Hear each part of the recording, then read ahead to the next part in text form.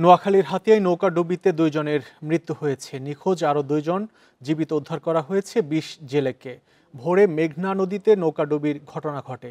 স্থানীয়রা জানান, বুধবার রাতে 24 জেলে একটি নৌকা নিয়ে বড়ির দোনা ঘাটের দক্ষিণে মেঘনা নদীতে মাছ ধরতে যায়। শুক্রবার ভোরে ডুবোচরের সঙ্গে ধাক্কা লেগে নৌকাটি উল্টে যায়। এ সময় 20 জেলে সাঁতরে তীরে উঠতে পারলেও 4 জন নিখোঁজ হন। পরে স্থানীয় জেলেরা নৌকার ভেতর থেকে আবুল হাশেম ও মোহাম্মদ জুয়েলের মরদেহ উদ্ধার করেন। দেলোয়ার ও ইরান নামে 2 জেলে এখনও নিখোঁজ।